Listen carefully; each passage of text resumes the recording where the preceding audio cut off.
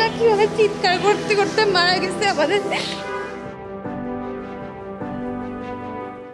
দুদিন আগেও যে ঘরটিতে ছিল হাসি, কথা ও জীবনের ব্যস্ততা, আজ সেখানে শুধু পোড়া আসবাব আর আতঙ্কের ছাপ। শুক্রবার সকালে উত্তরার 11 নম্বর সেক্টরের এই ভবনটিতে লাগা কয়েক মিনিটের আগুন কেড়ে নেয় 6টি প্রাণ। ঘর ছাড়া হয়েছেন বাসিন্দারা। মেয়ে তো আমার বাসায় থাকে, থাকার মতো পরিস্থিতি আছে? আমাদের ভিতরে রুমের ভিতরে সমস্যা হয় নাই। এখন তো বিচ্ছিন্ন অবস্থা আছে না, লোক ভাড়াটিয়া কে কোথায় গেছে, মালিক কোথায় গেছে, কোনো তো খোঁজ খবর নাই। এটা ওই ওয়াশরুমে ঢুকি গেছে কি, কারণ ওইখানে পানি আছে। আমরা যোগাযোগ করছি আর কি, ওদেরকে বলছি তোমরা এই দিকে যাও।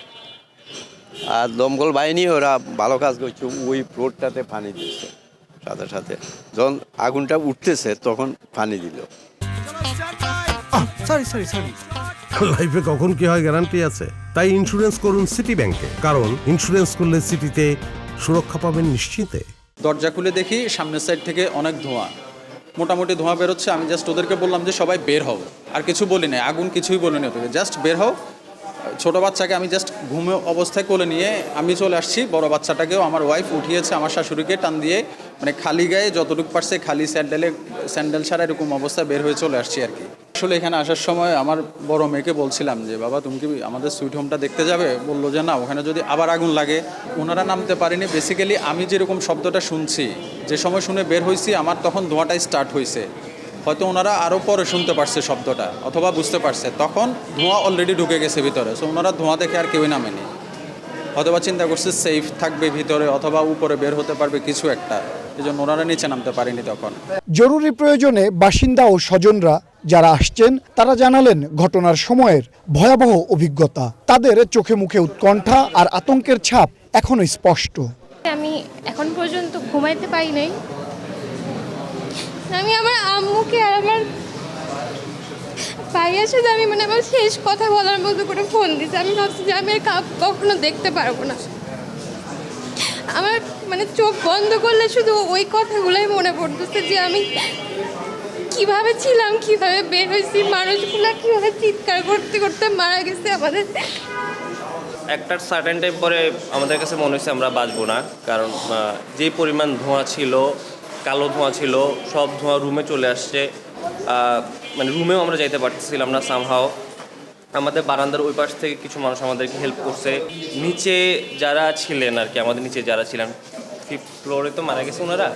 সো ওনাদের আর্তনাদ আমরা শুনছি। আসলে ওই মোমেন্টটা আসলে আমি আপনাদেরকে বলে বোঝাতে পারবো না। এই বাসায় থাকার মতো আসলে অবস্থা নাই এখন। বাসার যে অবস্থা, এই বাসায় আসলে এখন থাকা পসিবল না। হাতের তালে খোলা থাকা উচিত কিনা, আমি সেটা ইট ওয়াজ রং অ্যান্ড ইট হ্যাপেন্ড। আগুনে পুড়ে নয় সবাই মারা গেছেন ধোঁয়ায় দম বন্ধ হয়ে।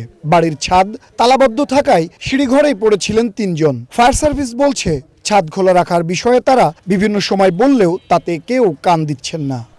আমাদের একটা 5 সদস্য বিষয়ে একটা কমিটি গঠন করা হয়েছে। কমিটির প্রধান হলেন আমাদের উপপরিচালক ঢাকা মহোদয়। আমরা কার্যক্রম চলমান আছে, আপাতত আমরা তদন্ত কাজ শুরু করছি। তদন্ত কাজের শেষে আমরা আপনাদেরকে বিস্তারিত জানাতে পারবো। যেহেতু কারণ এবং ক্ষতির জন্য একটা কমিটি গঠন করা হয়েছে 5 সদস্য বিশিষ্ট, এই কমিটি তদন্ত করার পরেই আমরা বলতে পারবো তার কারণ এবং ক্ষতি পরিমাণ কত টাকা হয়েছে এবং কতজন লোক মারা গেছে এবং কিভাবে মারা গেছে। মারা গেছে তো 6 জন, সেটা আপনারা জানেনই, কিন্তু কিভাবে মারা গেল সেটাও আপনারা জানতে পারবেন এবং কি কারণে মারা গেল সেটাও আপনারা জানতে পারবেন। শুধু এক্সটিংগুইশার ছিল, কিন্তু আরও অন্যান্য যে ইকুইপমেন্ট থাকার কথা সেগুলো তার ছিল না এই বিল্ডিংয়ে। আমাদের যখন রেস্কিউয়ার যারা আমাদের ফায়ার ফাইটার উপরে উঠছিল, উপরে গিয়ে দেখছে 7টা তালা মারা, এবং আমরা লক কাটারের সাহায্যে তালাটা কেটে কিছু লোকজনকে আমরা উপরে ছাদে নিয়ে যাই। আমরা আশা করি এই 7 দিনের ভিতরে রিপোর্ট দেওয়ার চেষ্টা করব। যদি না পারি তাহলে হয়তো 15 দিন পর্যন্ত আমরা সময় বর্ধিত করব। ফায়ার সার্ভিস সূত্রে জানা গেছে কোনো সিলিন্ডার বিস্ফোরণ নয়। প্রাথমিকভাবে ধারণা করা হচ্ছে আগুন লেগেছে শর্ট সার্কিটে রান্নাঘর থেকে। আর লাগার পর যে বিস্ফোরণের শব্দ শোনা গেছে তা জানালার গ্লাস ভাঙার শব্দ বলে তারা মনে করছেন। সৌরভ নূর, ওয়ান নিউজ, ঢাকা।